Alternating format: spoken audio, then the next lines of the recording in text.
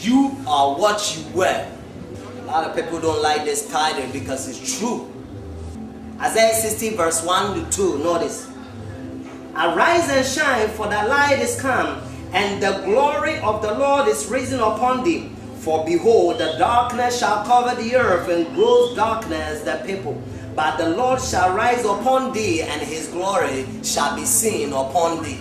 Amen. This is talking about Zion. It's talking about us. So God says, arise and shine, but the darkness shall cover the earth, and gross darkness the people. The daughter of Babylon, Isaiah 47 says, they're going to uncover their ties. Means they're going to expose their ties. Prostitution dresses. Satan is using many men and women to promote sexual immoralities. Many dress like prostitute. Even to church, all these Babylon churches.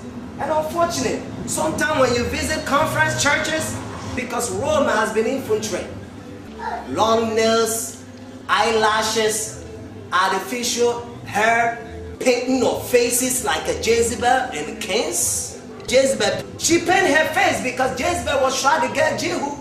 Prostitution. And now a lot of people dress all this sexual immorality, satanic Babylon dresses, and hip-hop dress style. They take it to conference churches. When you go to the beach, oh God forbid, you better not go to the beach or visit beach. This modern Babylon time, if you go to the beach, man, you're going to sin a lot. Half naked, almost naked men and women. As a child of God, you have to dress unique.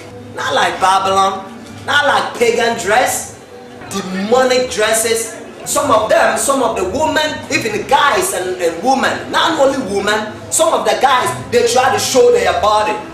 You know, underwear, and they try to prove to the world that they have a muscles. How are you going to uncover your tithe? Unless you demonic possess. Why? Because Revelation chapter 18 says, Babylon is fallen and it is fallen. And it's become the habitation of devils and the hole of every foul spirit and the cage of every unclean and hateful birds. God doesn't want us to dress like a pagans. God doesn't want us to dress like Babylonians. God doesn't want us to dress like worldly people. God doesn't want us to dress like a prostitute and half-naked men and women and almost naked. God doesn't want it. Your body is the temple of what? Chicken? No, praise the Lord. Your body is the temple of Holy Spirit. Your body is not the temple of demons. And if you don't put the dress reform right, Jesus Christ said, the word that I speak will judge him at the last days. All this gay and lesbians, all the president, some of them even says, they tell some of the countries, they say, well, if you don't accept, gay and lesbian, we're not going to support you. We're not going to help you. All the president, they all want. Rome are pushing this thing, but small screen, they pretend like they talk against. By peace, the word of God says in Daniel chapter 8, it shall destroy many. All this Babylonian government, they're the one they push all this pagan, satanic, half-naked, prostitution, dress, all them famous.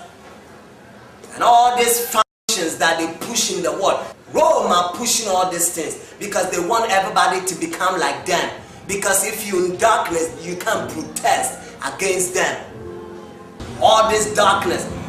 Ellen G. White says, if you want to know all the cruelty, or if you want to know all the bad history, we only have to look to the Rome. The great controversy. Rome has done more than every empire. Isaiah 28 verse 14 to 15. Isaiah says they have made covenant with death. And they have made agreement with hell. Then Jesus Christ continues, Isaiah chapter 28 verse 18. Jesus Christ says, your agreement with hell and death shall not stand. When the overflowing scourge pass through, you shall be trodden down by it. They're pushing all the false doctrines. They also infiltrate all the Sunday churches. They have taken the leadership. They're the one they have become a pastors and all these Babylon churches. That's why they are the mother of the church in Revelation chapter 17. 2 Timothy chapter 2 verse 9. Notice, in like manner also, that women adorn themselves in modest apparel, not with braided hair or gold or pearls or costly array. You see a lot of people, they braid their hair. If you go to India and Brazil, sometimes they will take off all their hair for sacrifice for their idols, satanic pagan worship.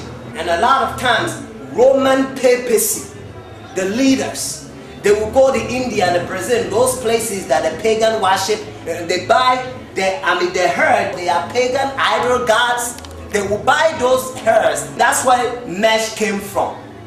And if all these satanic hairs that was sacrificed for their idols or pagan gods, lowercase God gods, pagans, idols, if you add those hairs, what kind of spirit are you going to have? You're going to be demon possessed. And unfortunately, a lot of famous, they use all this, fanciful, pagan hairs, mesh and all those things that a lot of them they breed. Bible talks about, Bible said we don't have to breed our hair. So if you have all this prostitute, pagan, satanic, half naked, almost naked men and women, Babylon dress, you're going to be doomed. You're not going to have the seal of God. This is coming from Evangelism, page 268, paragraph 2. Notice, one of the points upon which those newly come to the faith will need instruction is the subject of dress. Let a new convert be faithful dealt with. Are they in vain in dress? Do they cherish pride of heart? The idolatry of dress is the modern disease. It must not be taken over to the new life. In most cases, submission to the gospel requirement would demand decided change in the dress. Amen. That's what Ellen G. White says. This is coming from Selective Messages, volume 3, page 242, paragraph 1. Notice, the dress and its arrangement upon the person is the general found to be the index of the man or the woman. Notice, this is coming from Selective Message, volume 3, page 242, paragraph 2. Notice, we judge a person's character by the style of the dress worn. A modest, godly woman will dress modestly. A refined taste, a cultivated mind will be revealed in the choice of appropriate attire. The one who is simple and unpretending in her dress and in her manners shows that she understands the true woman is characterized by the moral worth. How charming, how interesting is simplicity in dress, which in comeliness can be compared with the flowers of the field. Testimonies for the Church, volume 1, page 521, paragraph 2. As I travel from place to place, I found that the Reformed dress is not rightly represented, and I'm more to feel that something more definitely should be said, that there may be uniform action in this matter. This style of dress is unpopular, and for this reason, neatness and taste should be exercised by those who adopt it.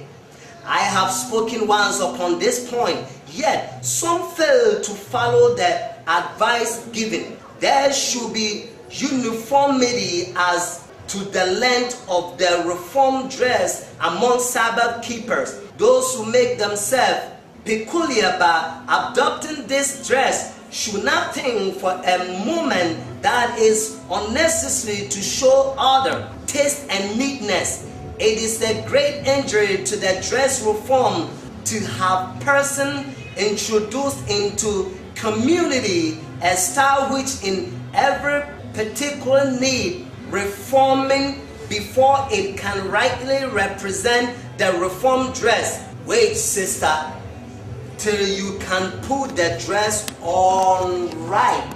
she says we have to exercise taste, because the dress reform is unpopular. The world don't like dress reform. Do you know what the world like? The word Babylonian pagan prostitution, half naked or almost naked, cut up short top dress and underwear and all these pagan Babylonian dresses. So if we're going to put the dress reform on, the word of God, and in GY say we have to make it clean.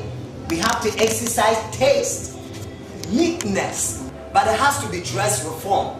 Testimonies for the Church, volume 1, page 521, paragraph 1. Notice what that NGY says.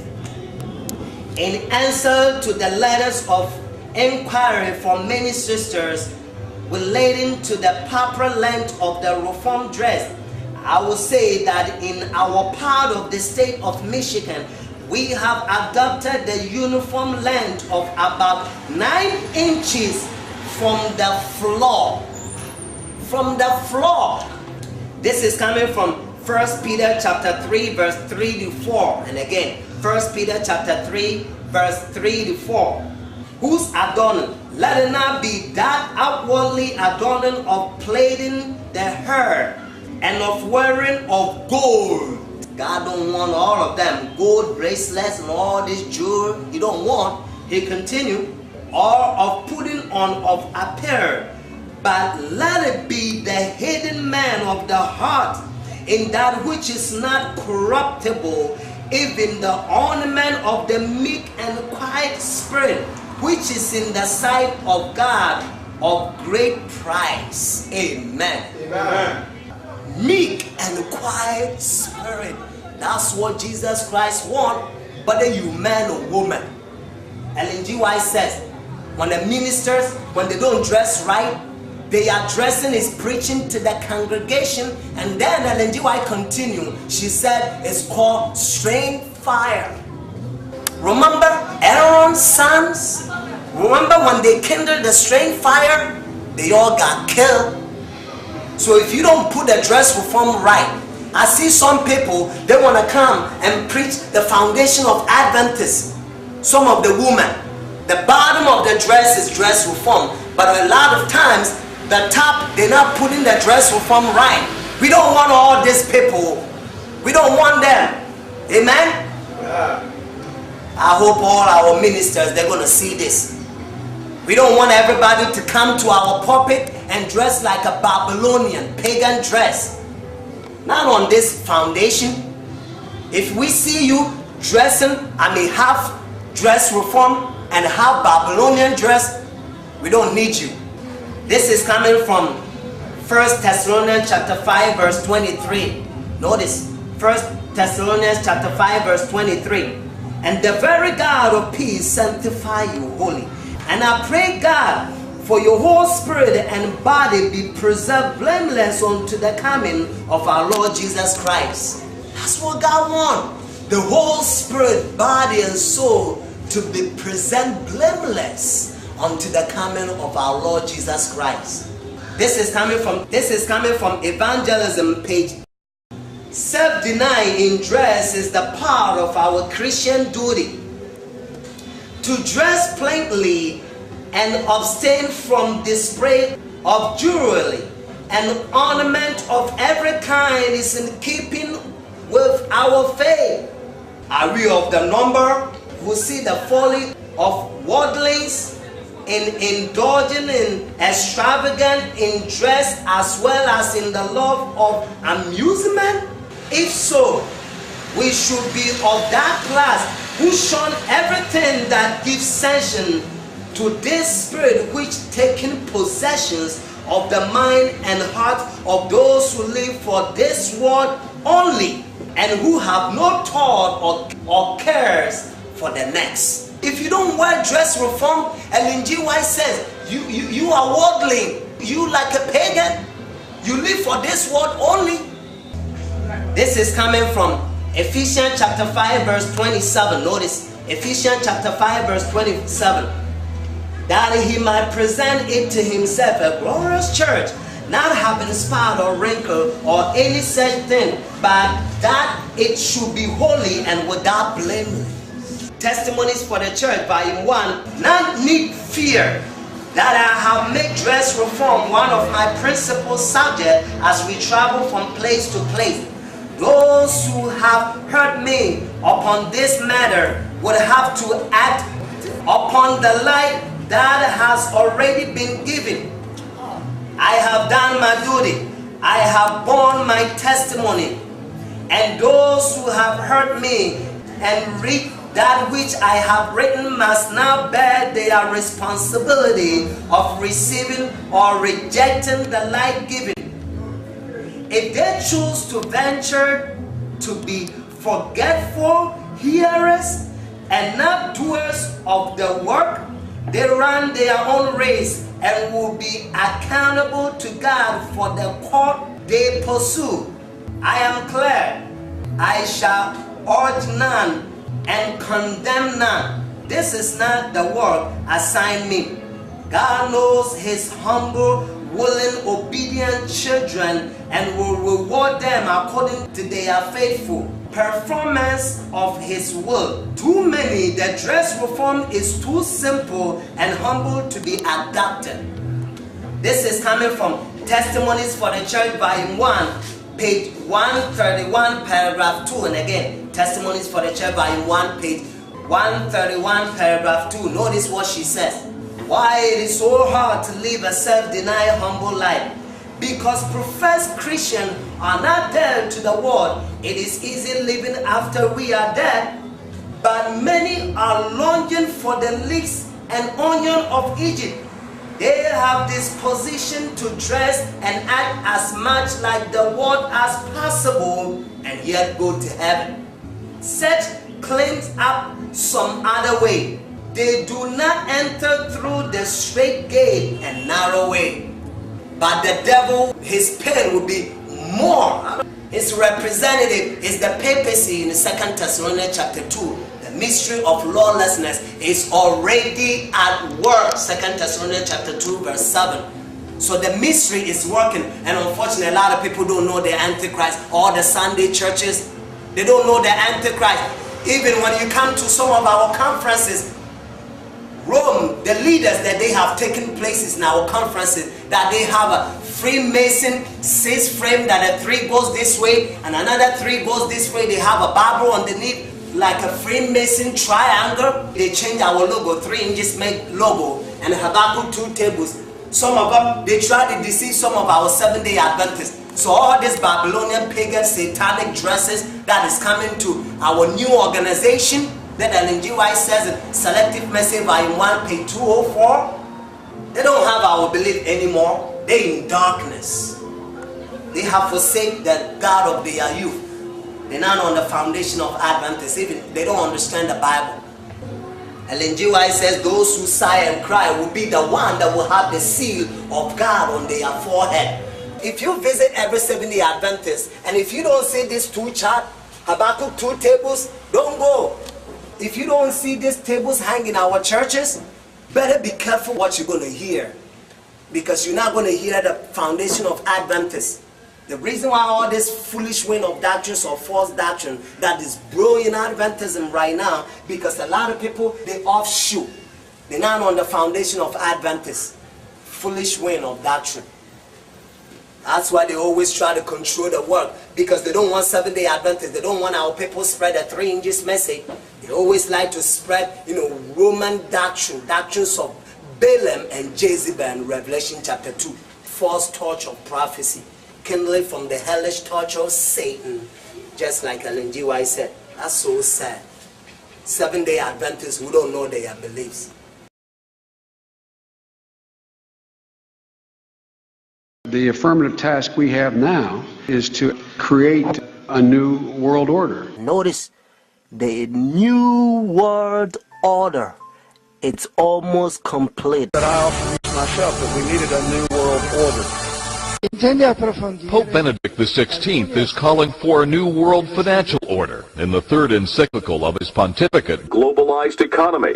The document was released just hours before the G8 summit. The power behind the scenes secret societies. Notice what has Skull and Bones, Illuminatis, Masons, and all them groups, they have one master.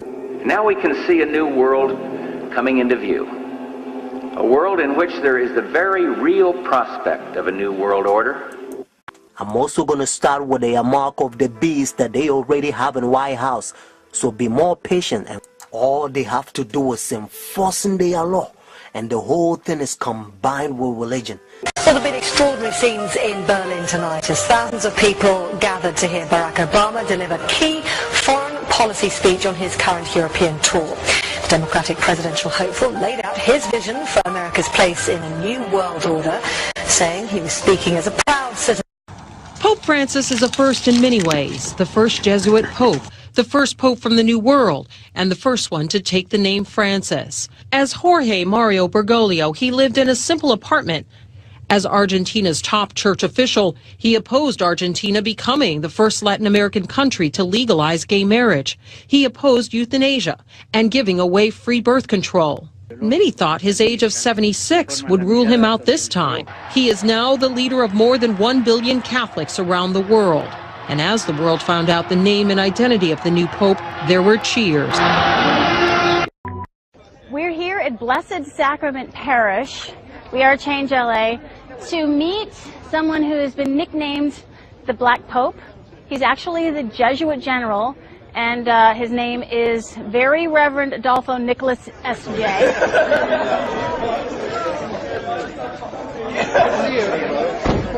Get in there. Yeah, that way.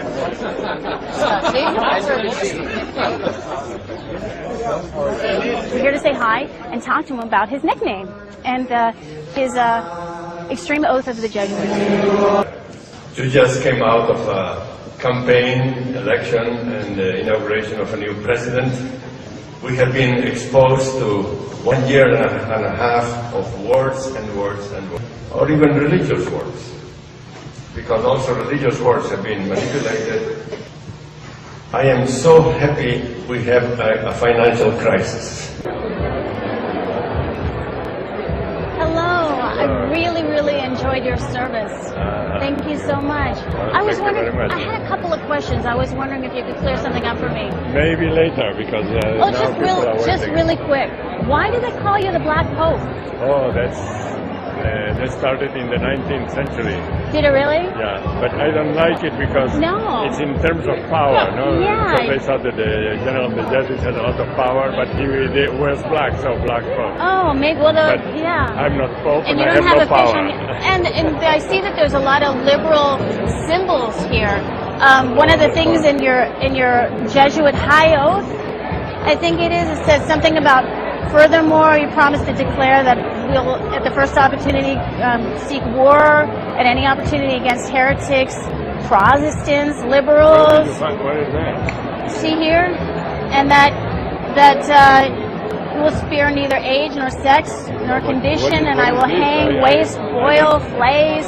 You've never seen this before? No, I've never seen it. Strangle, bury alive, and it's horrible. And I was like, look, it's in the congressional record.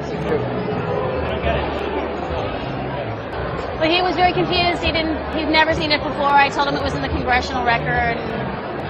He said that he might talk to me later about it, but there was a big line. So, do we want to wait and talk to him later about it? Just so that you know what I was asking him. I furthermore promise and declare that I will, when opportunity presents, to wage relentless war, secretly or openly, against all heretics, Protestants, and liberals, as I am directed to extirpate and exterminate them from the face of the whole earth, and that I will spare neither age, sex, or condition, and that I will hang, waste, boil, flay, strangle, and bury alive these infamous heretics, rip up the stomachs and wombs of their women, and crush their infants' heads against the walls in order to annihilate forever the execrable race. And then it goes on to say some other stuff. But you can look this up. It's on the internet. I just want to read this on camera real quick. I'm just trying to find a private moment. He said that I could talk to him afterwards. Okay, when the line was not too busy. You need to go outside with all that. Okay. Because right now he's not going to read nothing because he's going to go somewhere else. Oh. Excuse me. So thank you. Do you think we were bothering you? I think so with your letter. Okay. We can't have that. Okay, thank you. Okay, sorry. I was just trying to clear something up. I know, but this.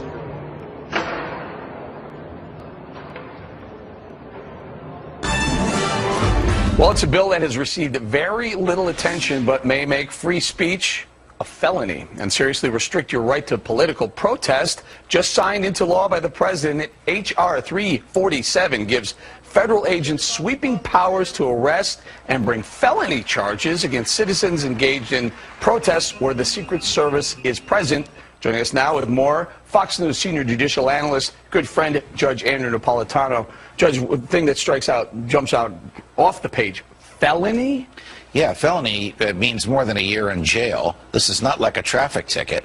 For standing and protesting, the type of thing that for 230 years Americans took for granted because it was protected by the First Amendment, Congress shall make no law abridging the freedom of speech, has actually been abridged by legislation the president signed last Thursday, supported overwhelmingly by both parties, with very, very little public debate and very little debate in Congress. Basically allows Secret Service agents to decide where there are no free speech zones, not speech zones, no free speech zones.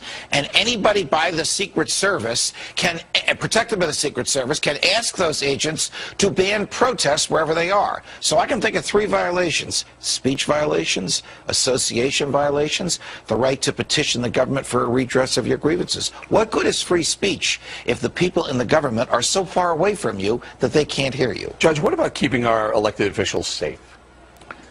Keeping our elected officials safe is entirely different from insulating them from protest. The fact that the president is going to a hotel up the block should not bar you from standing across the street with a sign or with a bullhorn saying what you think about the president's policies. That is not a threat to him, and it is a part of American history since day one that we have the right to speak freely to, about, and against those in the government. Yeah, Judge, do you think this is going to be one of those laws that is on the books but not enforced?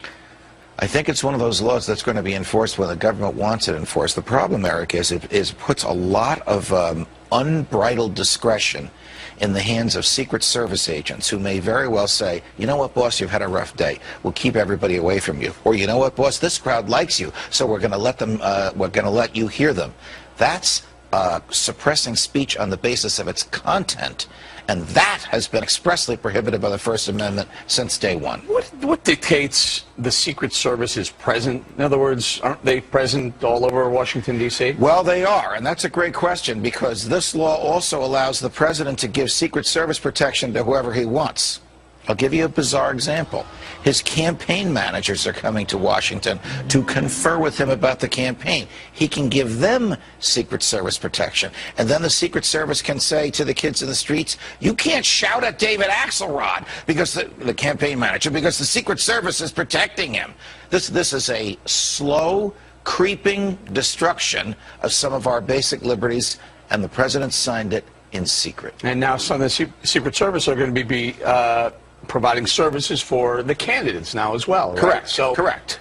People aren't going to be able to have their opinion about the candidates? If the Secret Service so declares, you won't be able to shout at. The Bible says the mark of the beast means this power has a mark. The beast is a language that God is using for this power. And they themselves, they says in their own book, the book of Catechism, the old version, notice, they says Sunday worship is their mark of authority.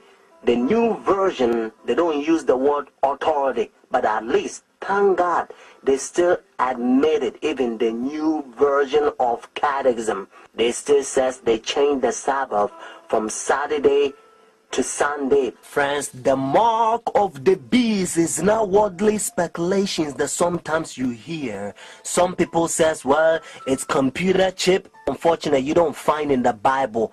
And some people says, it's 666. But according to Revelation 13 verse 18, actually 666 help you to find the beast. What I mean is to identify the beast. But the Bible says the mark. The reason why I repeat and I kind of stretch it because I don't want you to miss it. It's a deception. Notice the mark of the beast. It's clear. Daniel chapter 7 verse 17 says, the four beasts which thou saw are the four kings who reign on the earth. Babylon is the first kingdom. Medo-Persia Empire was the second kingdom, and Greece, third kingdom. Rome, fourth kingdom. So when Revelation 13 verse 18 says, here is wisdom, let him who have understand calculate the number of the beast, is a number of a man. His number is 666. So according to Revelation 13 verse 18, 666 help you to identify the beast.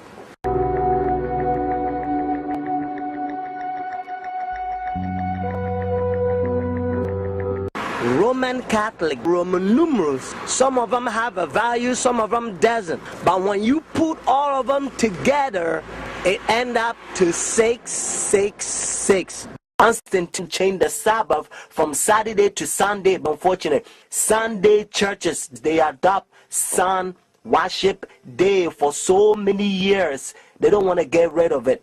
But actually, it's a pagan sun worship day, Sunday worship. Look even the spellings, you'll find out. Matter of fact, if you look at your calendar, Sunday is always begin as the first day of the week.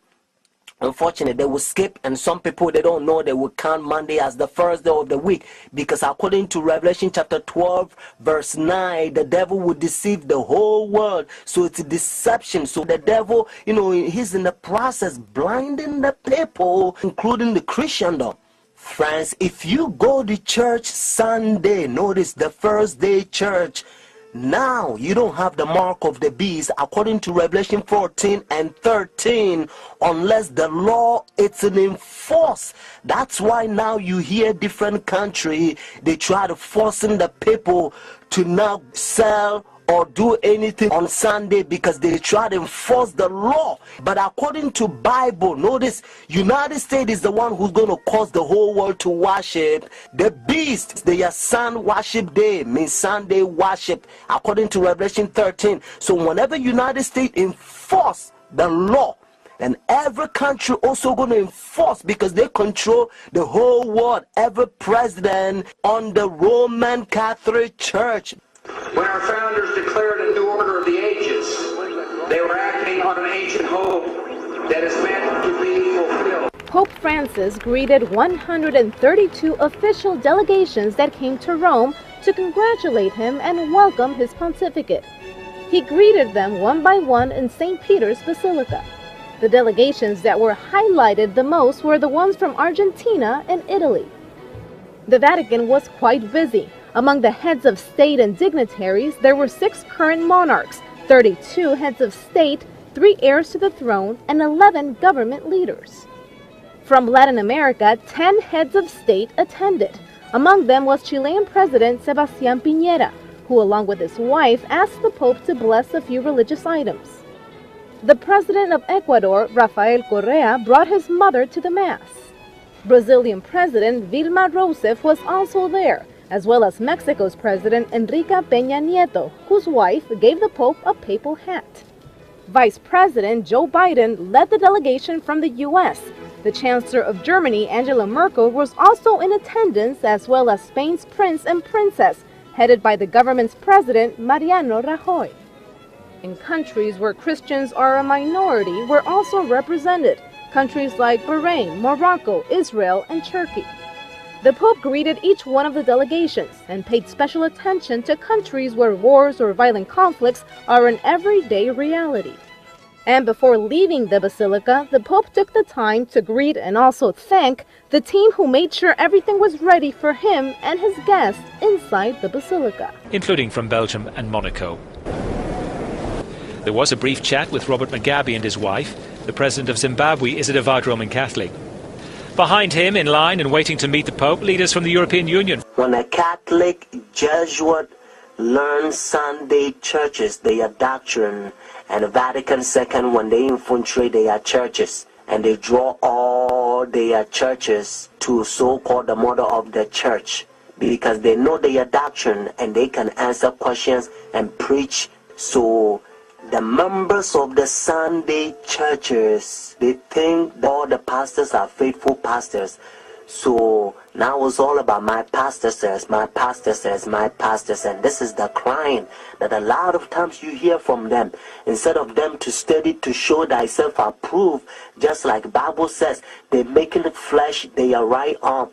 And some of them, when they learn the Sabbath truth, that is always Saturday, because their pastors has been hypnotized them for so many years. So when they go and they talk to their pastors, instead of them to talk to God and make decision based on that says the Lord, they make their pastors make decision for them, because that's how bad they hypnotize them. They come right out and state exactly how they infiltrate any religious group they want. They'll come in pretending to be a Pentecostal, pretending to be a Baptist, taking the leadership role and then completely subverting it from the inside.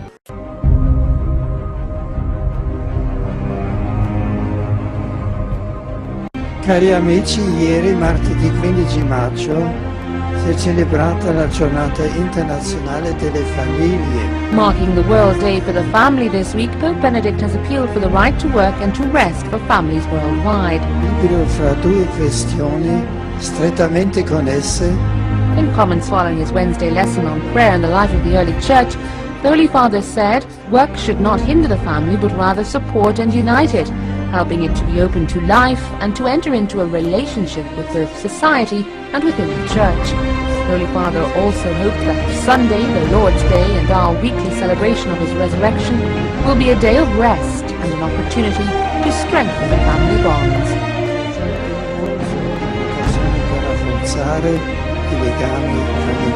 I have repeatedly offered $1,000 to anyone who can prove to me from the Bible alone that I am bound to keep Sunday holy.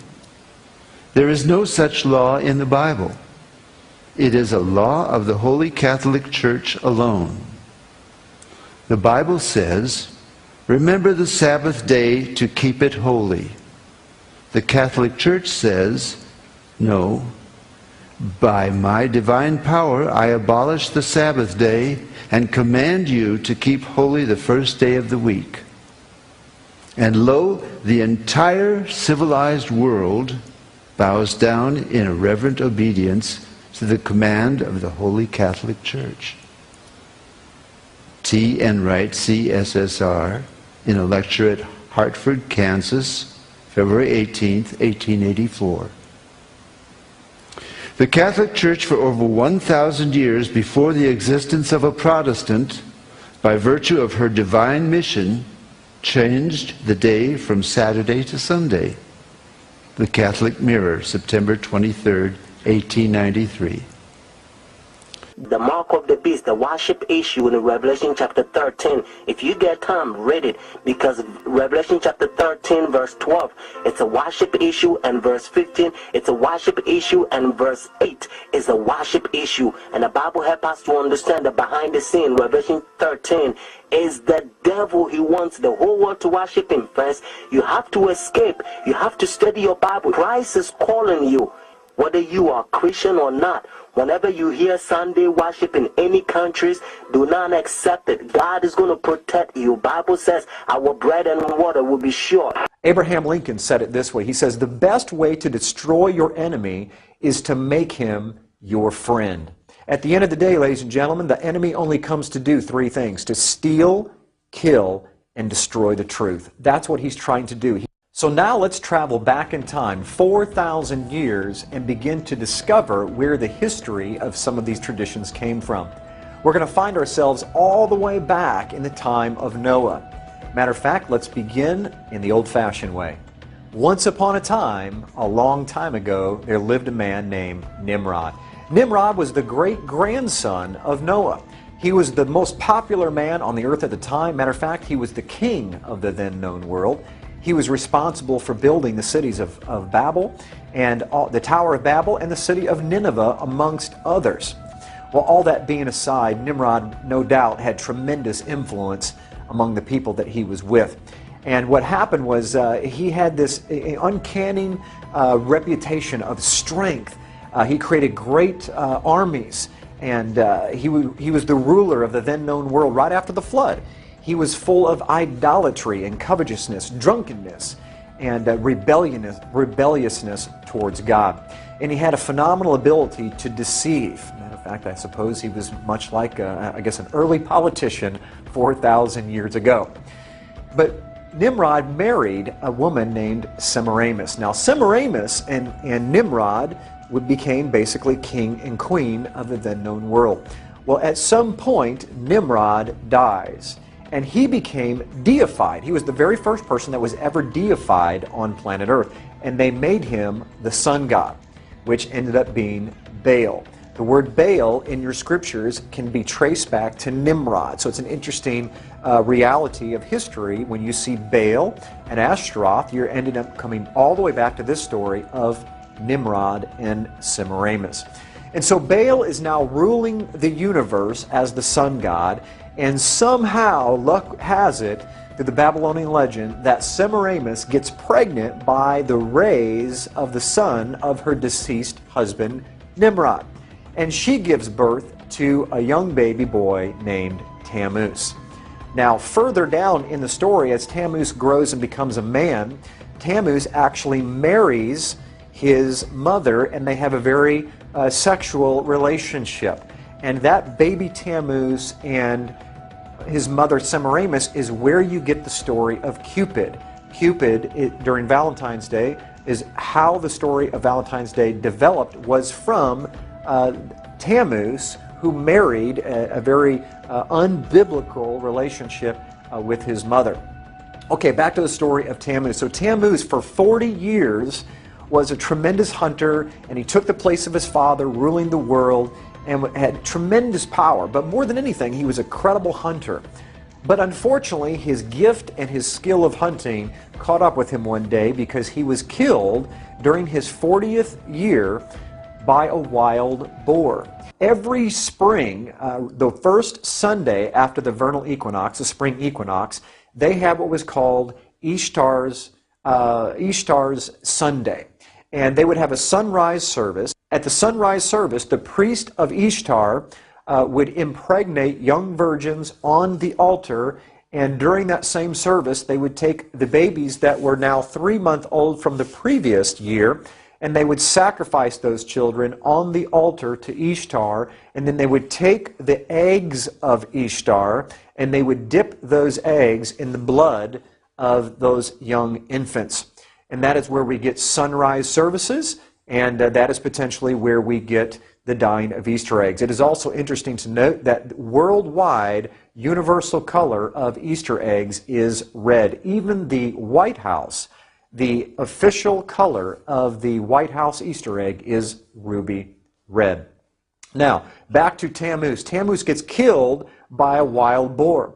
So every year, in commemoration of celebrating the death and the deification of Tammuz, which became the son of God, the son of his father, they would set aside 40 days prior to Easter, and they would fast and they would pray, and they would have a giant feast on Easter Sunday where they would celebrate the death and the resurrection of Tammuz. And guess what they would have for dinner on that Sunday evening?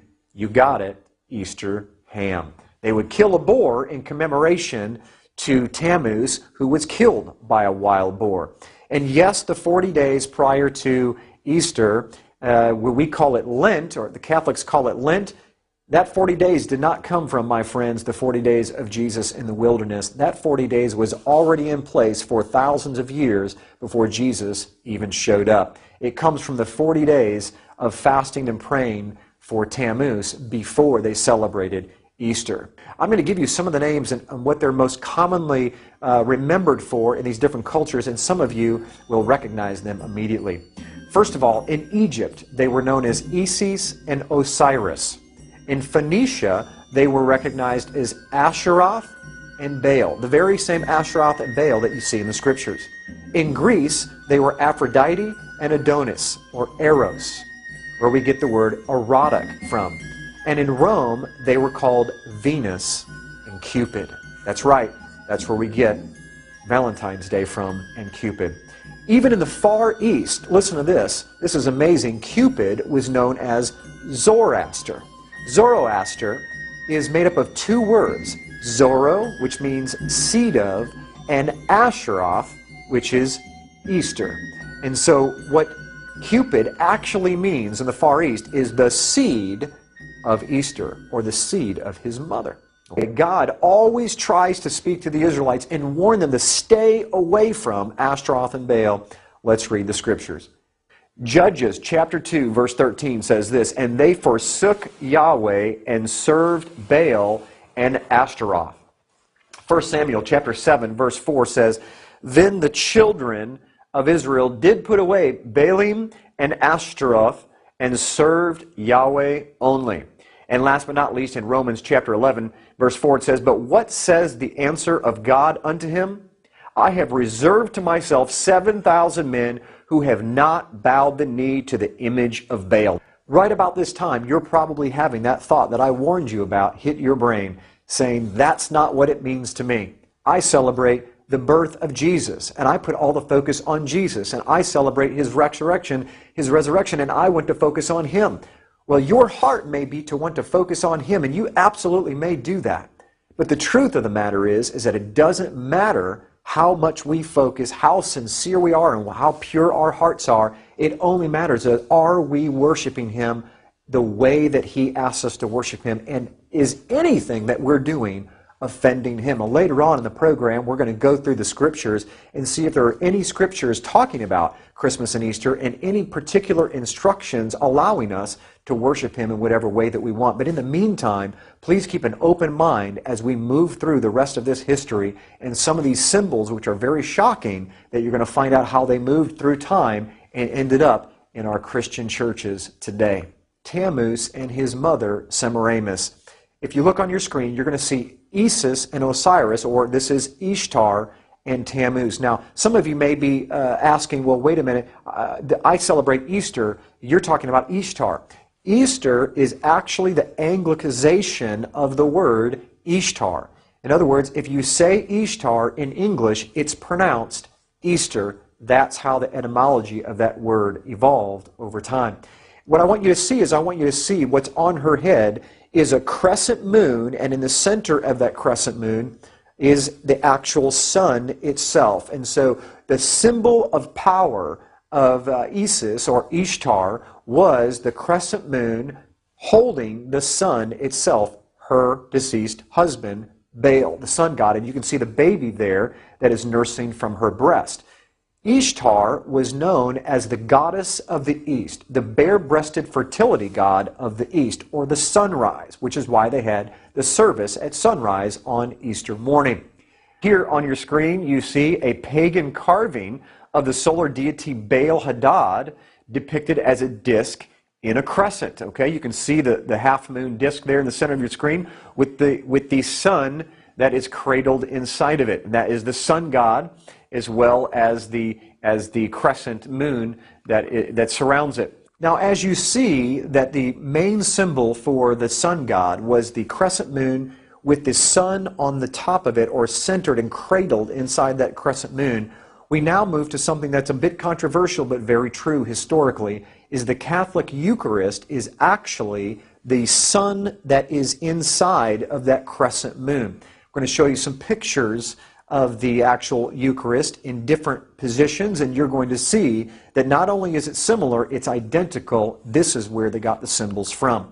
You can see here, this is a particular object that holds the Eucharist, and I found this online, and this is what the quote said. I left off the particular church for obvious reasons, but this was their advertisement for a particular Friday. It says, Eucharistic adoration is held on the first Friday of every month for the purpose of honoring and praying to the Blessed Sacrament. Now, I don't know about you, but my Bible says to pray to the Father, our Father.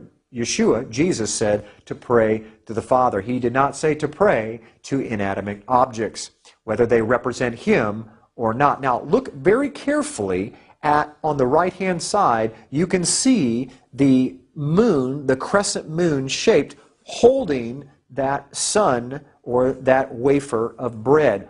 Here's a close-up of it right here. The crescent moon cradle with the sun-shaped monstrance of the Roman Catholic Church. And now you'll see that it's actually the rays of the sun go all the way around this. They didn't hide it at all. Why did they not hide it? Because this is thousands of years old. This comes right out of paganism and sun god worship, where it was the symbol of Baal and his wife Ishtar.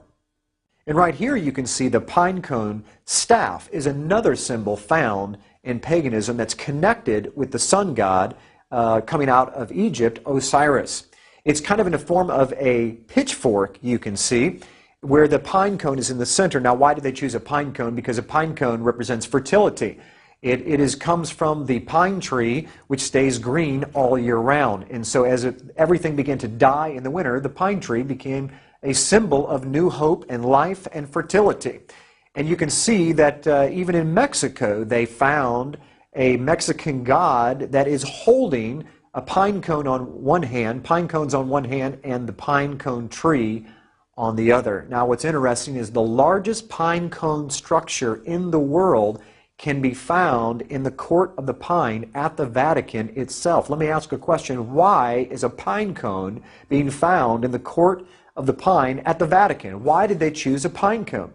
Why is it that the pine cone can be found on the staff of the Pope himself? Because this staff goes all the way back to ancient sun god worship, where it represented power and authority of the gods, you see. And this is a close-up of that staff right here, where the pine cone is embedded right in the staff itself. Let's move on to another symbol. This is the symbol of the trident.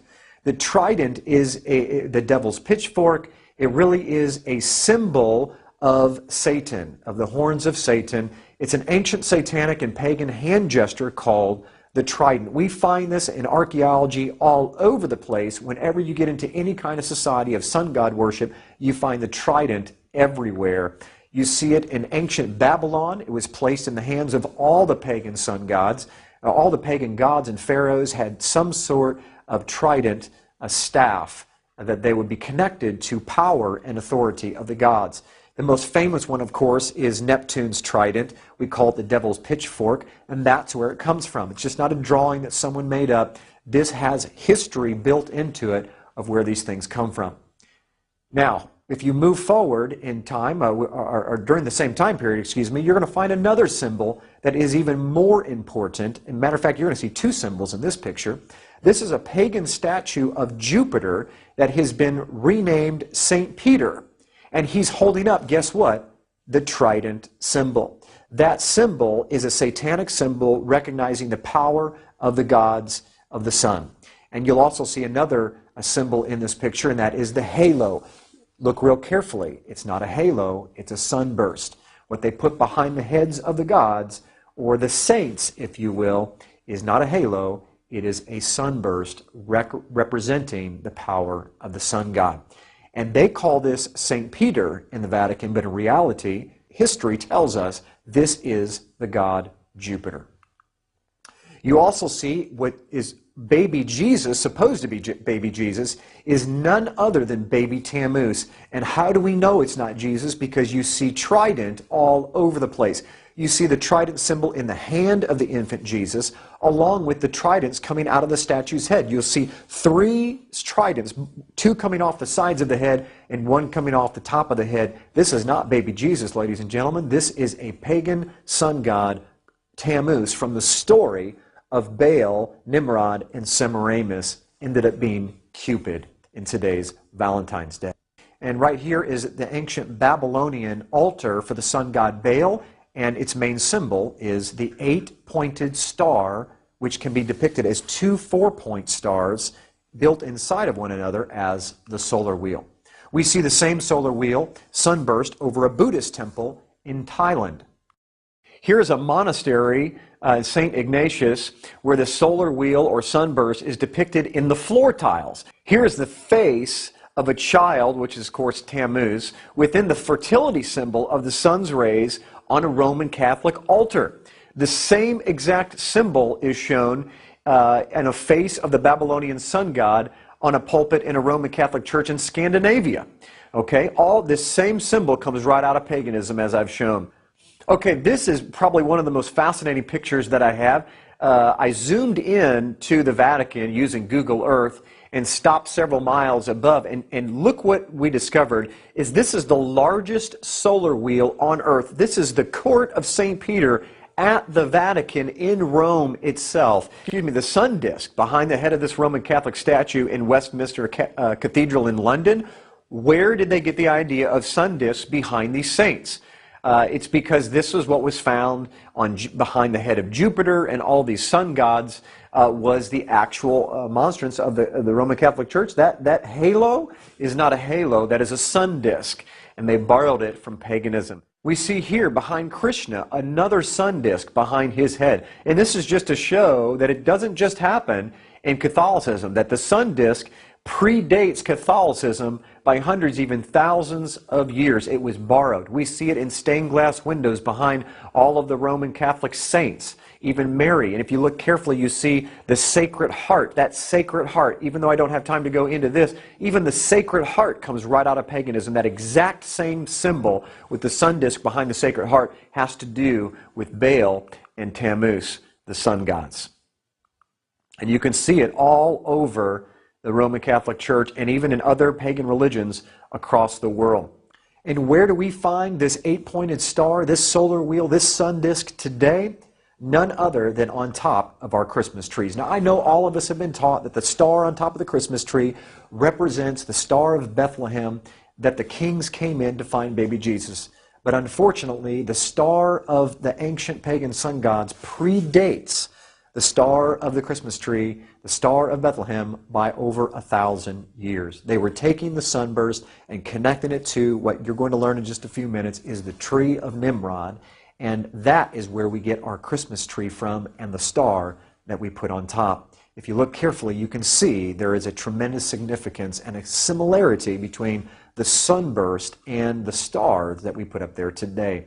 Here's the sun disk proudly displayed on top of Christmas trees in a mall. Matter of fact, this one doesn't even hide the fact that it's not a star. It's the sun that you're looking at. Even the 8-pointed star on top of the White House Christmas tree for everyone to see is the same 8-point star that we find in archaeology thousands of years ago connected to pagan sun god worship. This is an incredible quote that I found in my research when trying to make a connection between Ishtar and the 8-pointed star. And in Uruk, an ancient Sumerian city in southern Iraq, 3,000-year-old tablets were discovered where it said that the celestial identity of Ishtar was none other than the 8-pointed star. You can look up the resource for that on your own. Okay, the word obelisk literally means Baal's shaft or Baal's organ of reproduction. It's almost always placed in the center of a circle, the solar wheel, which represents the female genitalia and the physical sexual act. And so this is why the solar wheel and the obelisk work together in tandem. This is why you see the solar wheel in the Vatican Square, St. Peter's Square, and you see the obelisk that runs right dead center through the hub of that wheel. It's the consummation of that sexual act between the sun god and his wife, Semiramis, or Ishtar, or as we pronounce it in English, Easter. You can see how the two work in tandem together. Now, in some of these, as the one that you can see here in Turkey, you can see that the ancient hieroglyphic and their language and pictures are actually still on these obelisks. Here's Cleopatra's Needle. Cleopatra's Needle is not just a neat little emblem. This was erected as a commemoration to the sun god there in London. This is the oldest obelisk in Scotland. This is the oldest obelisk in Switzerland, you can see. In Germany, in Paris, France, this one's covered with Egyptian hieroglyphics, all talking about a sun god worship. How about Mecca? It would scare me to death, ladies and gentlemen, to find out that that Islam's one of their big idols is an obelisk right there, dead center, downtown Mecca. And here, these obelisks we find all over the United States here. How about in Luxor, Egypt, near the Nile River, there is an Egyptian obelisk. This is one of the most famous obelisks in the entire world. It's in Buenos Aires, Argentina. It's dedicated to the sun god Ra, who is said to live inside of it. Everyone in that town, in that city, it's been there and knows the history behind that obelisk, knows that and understands that. Here's one in Amsterdam. Here's one in Ethiopia, Mongolia. That is not a place for an Egyptian obelisk, which represents the male organ of the sun god coming through the genitalia of the solar wheel. Should not be in anything that is connected to Jesus, our Lord, whatsoever. But unfortunately it is in this modern day. The mixture of paganism and Christianity has crept into such a degree that we don't even recognize it because we don't know our history. We don't read the front of the book. Okay, now this is an interesting slide because this particular picture is of an obelisk that's in the court of St. John's Church over there in Rome. And it's actually the Pope's church. It's actually the cathedral of the Pope. Here's this obelisk, where it came from. The Egyptian obelisk that stands in the square of St. John Lateran is the largest in existence. Originally carved during the reign of Pharaoh Thutmose III, it stood in the temple of Ammon in Thebes, sun god, but was removed to Rome by Emperor Constantius, AD 317 to 361, and placed in the Circus Maximus. In 1587, Pope Sixtus V unearthed the fallen, broken, and long-forgotten obelisk and had it repaired and placed in the Piazza S. Giovanni in Laterano. How about the Washington Monument? Is it a monument? It certainly is a monument, but it's not a monument to our God. It's a monument to the sun god. Where do we find this main symbol of the obelisk? Would it shock you to discover that we find it in our churches? That's right. That's where the sun god obelisk ended up.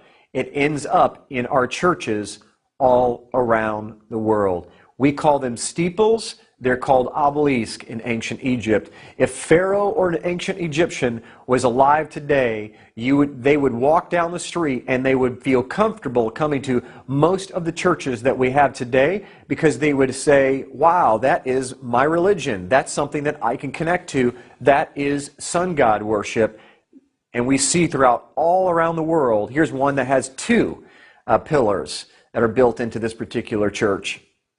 Ladies and gentlemen, the obelisk, the sun god worship, there shouldn't be one single symbol anywhere of ancient paganism or Egyptian sun god worship that is found inside of our religious societies today in Christianity. We see it, it doesn't matter what denomination, whether it's Lutheran, whether it's Baptist, whether it's non-denominational, it doesn't matter where you find it, no matter what denomination, you are going to find this obelisk all over the place. Now we come to this same slide that says, but that's not what it means to me, Jim, and I know that many of you are thinking that. And the reality is it doesn't matter what it means to us, and that's so difficult for us to comprehend and to get through our hearts and our minds, that it only matters what it means to Him. Certainly most of us would not wear a necklace that was a satanic symbol.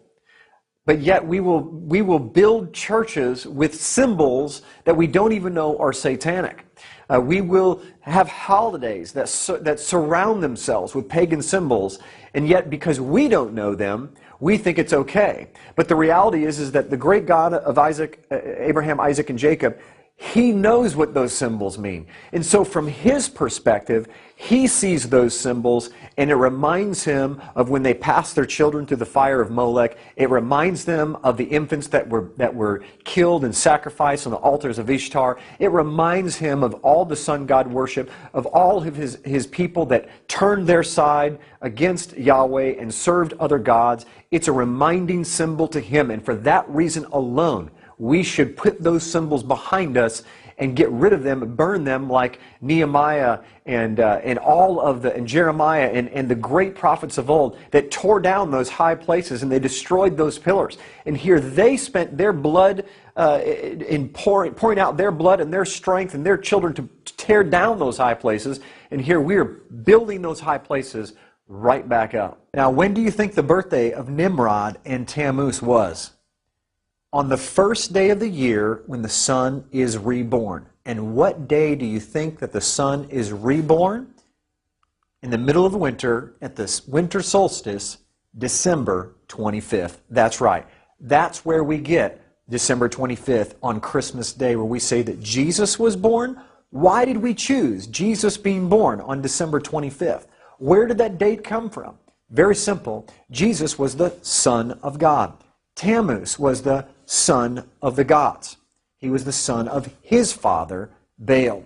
And so the pagans, which early Christianity came right out of paganism in Rome, they were already worshiping the sun god on Sunday in Rome, which is where we get worshiping on Sunday from. It used to be that all of the early Christians worshiped on Saturday, but it was changed to Sunday because all of the pagans worshiped the sun god on his day, Sunday, and they worshipped him on his birthday on December 25th. So naturally, when Jesus came into the picture and Constantine supposedly got saved in the 300s, they compromised to make it easier for people to convert to Christianity by making Jesus' birthday on the same birthday as the sun gods that they were already used to celebrating, and that's where we get December 25th from.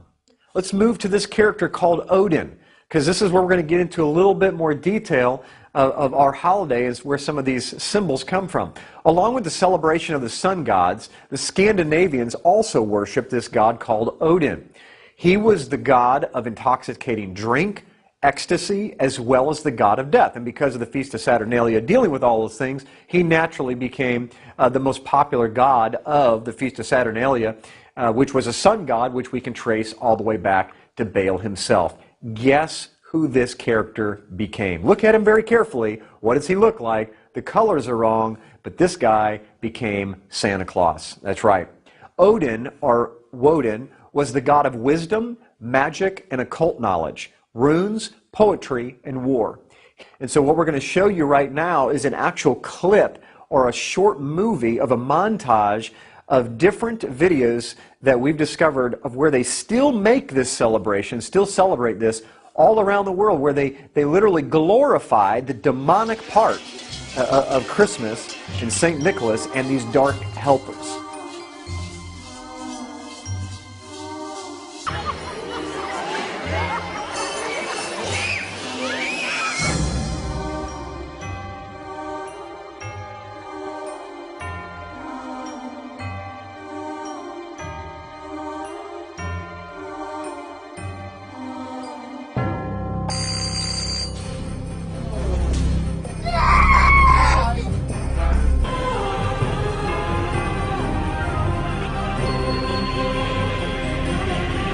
There are some scholars that believe that the actual song Jingle Bells came from the Krampus bells that were in existence for a long time before that song was ever written, that every time you saw St. Nicholas, he was accompanied by the bells of Christmas, if you will, from his elves. They used to have bells that would hang from their necks, and as you heard in the video, they would you would hear the bells as they announced themselves into the next town that they were going into. Look here, the World Book Encyclopedia says this: the belief that Santa enters the house through the chimney developed from an old Norse legend. The Norse believed that the goddess Hertha appeared in the fireplace and brought good luck to the home. Let's move into Deuteronomy chapter 12. This is really the king of scriptures, if you will, that give us a good, clear indication of whether or not we can do things just because we are sincere about it. Deuteronomy chapter 12 says this, "And you shall destroy their altars, break their sacred pillars, their obelisk, burn their wooden images with fire. You shall cut down the carved images of their gods and destroy their names from that place. You shall not worship the Lord your God with such things." He says, you shall not at all do as we are doing here today, every man doing whatever's right in our own eyes.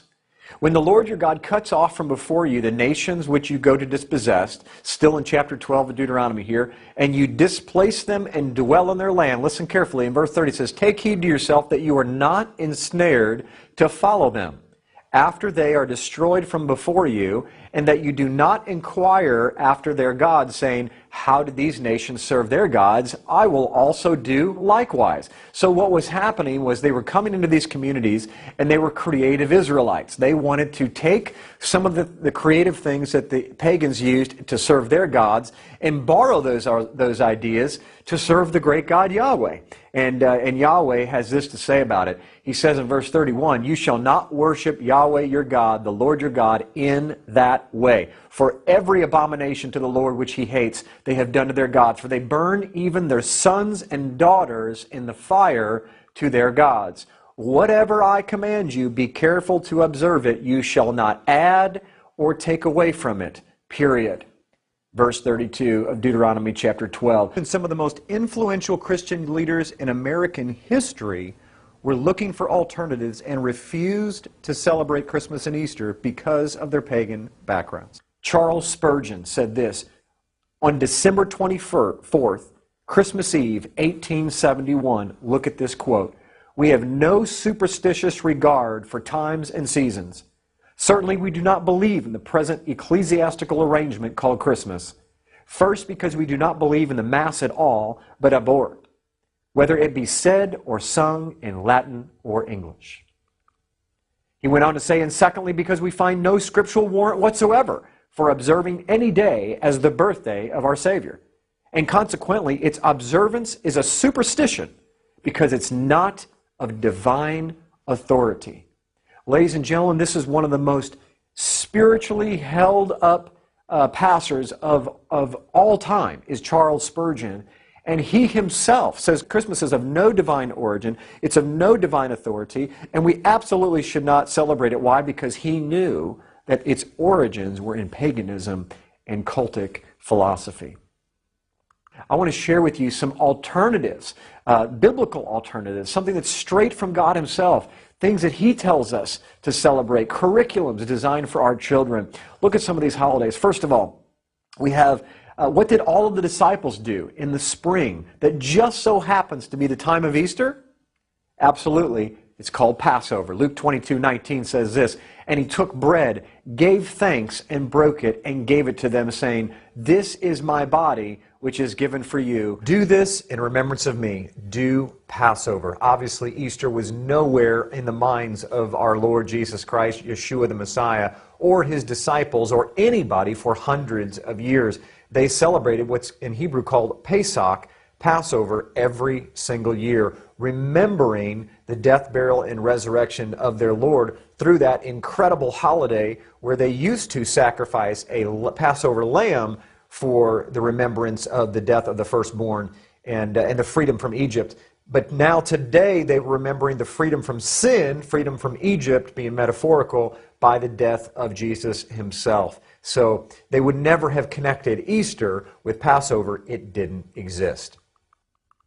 1 Corinthians chapter 5, Paul even instructs us in verse 8, "Therefore let us keep the festival," talking about Passover, "not with the old yeast, the yeast of malice and wickedness, but with the bread without yeast, the bread of sincerity and truth." Friends, Saturday is always the Sabbath, the seventh day of the week. Notice, and again, it's always Saturday. And that's why the Bible says the seventh day is the Sabbath. Jewish nation, even though I'm not Jewish, they still keep the Sabbath Saturday. And also encyclopedia. You will find it even different language. If you speak Spanish, sábado means Saturday. You can also find in the Bible, according to Genesis chapter 2, verse 2 to 3, you're going to find out that God created heaven and the earth 6 days, and the 7th day he rested, and that 7th day it's Saturday. And then Jesus Christ, remember, when Adam and Eve they sinned, Jesus Christ came to redeem our soul, and he finished his work 6 days, Friday afternoon. Remember, that's why they call it Easter Friday or Good Friday. It says it is finished Friday, and then he rested Saturday, just like he rested Genesis chapter 2 verses 1 to 3. And Sunday, the early day in the morning, you will find in the book of Luke chapter 24 verses 1 to 3. You will also find in Luke chapter 23 verses 50 to 56. The 7th day is always Saturday until Constantine 321. He changed it from Saturday to his own pagan sun creation worship day. The devil behind the scene. You are about to see the power. God is going to fill us with his outpouring, just like he did it for the first century, the apostle church. And then we're going to go forward and preach the loud cry, the third angel's message. We're going to protest against their pagan sun worship day, means their Sunday worship. And then Jesus Christ will come, just like Bible says, if the day is not short, no flesh will be saved. But for the elect's sake, means those who take a stand, the day will be shortened. Friends, this is a beautiful time in history, because we only one step away from heaven. This battle is the final conflict of Satan himself to eradicate the Son of God from the minds of men. They're actually saying that this Jesus that is going to come is going to be different from the Jesus that already came. I believe with all my heart that Christianity is in the shaking period. What are we waiting for? A temple? So that the sacrificial system can be inaugurated again, which pointed to a Messiah who has already come? That makes no sense. Friends, whenever they enforce their sun worship day, Sunday worship, whenever the law is enforced in your country, do not accept it. The mark of the beast in their forehead, symbolic in Revelation, your forehead means your decision. And also when Revelation says their right hand means your action will follow your decision once you accept their sun worship day, when it's an enforced Sunday worship.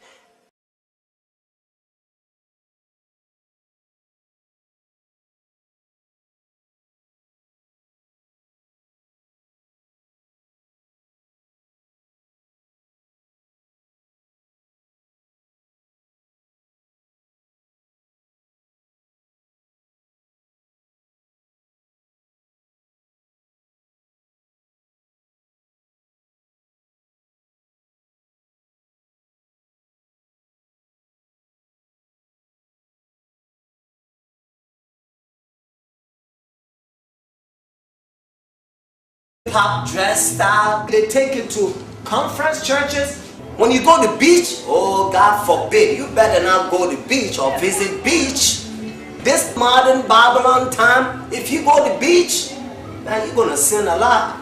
Half naked, almost naked men and women. As a child of God, you have to dress unique, not like Babylon, not like pagan dress, demonic dresses.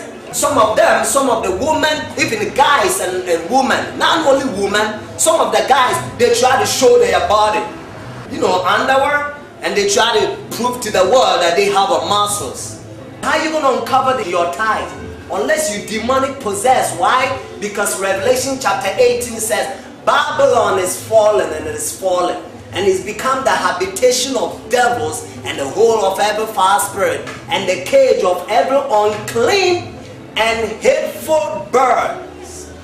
God doesn't want us to dress like a pagans. God doesn't want us to dress like Babylonians. God doesn't want us to dress like worldly people. God doesn't want us to dress like a prostitute and half-naked men and women and almost naked. God doesn't want it. Your body is the temple of what? Chicken? No. Praise the Lord. Your body is the temple of Holy Spirit. Your body is not the temple of demons. And if you don't put the dress reform right, Jesus Christ said the word that I speak will judge him at the last days. All this gay and lesbians, all the president, some of them even says, they tell some of the countries, they say, well, if you don't accept, gay and lesbian, we're not going to support you. We're not going to help you. All the president, they all want. Rome are pushing this thing, but small screen, they pretend like they talk against. By peace, the word of God says in Daniel chapter 8, it shall destroy many. All this Babylonian government, they're the one they push all this pagan, satanic, half-naked, prostitution, dress, all them famous. And all these functions that they push in the world. Rome are pushing all these things because they want everybody to become like them. Because if you're in darkness, you can protest against them. All this darkness. Ellen G. White says, if you want to know all the cruelty, or if you want to know all the bad history, we only have to look to the Rome, the great controversy. Rome has done more than every empire. Isaiah 28, verse 14 to 15. Isaiah says they have made covenant with death, and they have made agreement with hell. Then Jesus Christ continues, Isaiah chapter 28, verse 18. Jesus Christ says, your agreement with hell and death shall not stand. When the overflowing scourge passed through, you shall be trodden down by it. So if they're pushing all these false doctrines, they also infiltrate all these Sunday churches. They have taken the leadership. They're the one they have become a pastors in all these Babylon churches. That's why they are the mother of the church in Revelation chapter 17. 2 Timothy chapter 2 verse 9. Notice, in like manner also, that women adorn themselves in modest apparel, not with braided hair or gold or pearls or costly array. You see a lot of people, they braid their hair. If you go to India and Brazil, sometimes they would take off all their hair for sacrifice for their idols, satanic, pagan worship. And a lot of times, Roman papacy, the leaders, they will go to India and Brazil, those places that the pagan worship, they buy the hair, they are pagan idol gods, they will buy those hairs. That's where mesh came from. And if all these satanic hairs that was sacrificed for their idols or pagan gods, lowercase g-o-d gods, pagans, idols, if you add those hairs to, what kind of spirit you're going to have? You're going to be demon possessed. And unfortunately, a lot of famous, they use all this, fanciful, pagan hairs, mesh and all those things. That a lot of you are what you wear. A lot of people don't like this title because it's true. Isaiah 60 verse 1 to 2, notice. Arise and shine, for the light is come, and the glory of the Lord is risen upon thee. For behold, the darkness shall cover the earth, and gross darkness the people. But the Lord shall rise upon thee, and his glory shall be seen upon thee. Amen. This is talking about Zion. It's talking about us. So God says, arise and shine. But the darkness shall cover the earth, and gross darkness the people. The daughter of Babylon, Isaiah 47 says, they're going to uncover their ties. Means they're going to expose their ties. Prostitution dresses. Satan is using many men and women to promote sexual immoralities. Many dress like prostitute, even to church, all these Babylon churches. And unfortunately, sometimes when you visit conference churches, because Rome has been infiltrated, long nails, eyelashes, artificial hair, painting of faces like a Jezebel in Kings. Jezebel, she painted her face because Jezebel was trying to get Jehu. Prostitution. And now a lot of people dress all this sexual immorality, satanic Babylon dresses, and hip them they breed. Bible talks about, Bible said we don't have to breed our hair.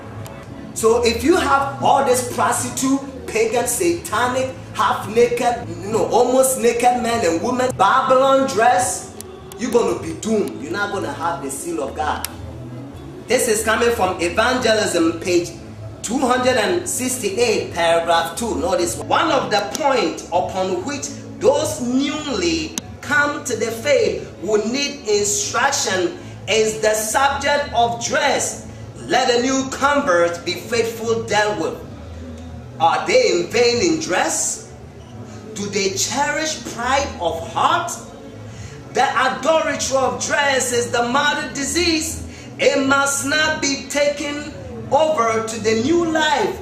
In most cases, submission to the gospel requirement would demand decided change in the dress. Amen. That's what Ellen G. White says. This is coming from Selective Messages, volume 3, page 242, paragraph 1. Notice, the dress and its arrangement upon the person is the general found to be the index of the man or the woman. Notice, this is coming from Selective Message, volume 3, page 242, paragraph 2. Notice, we judge of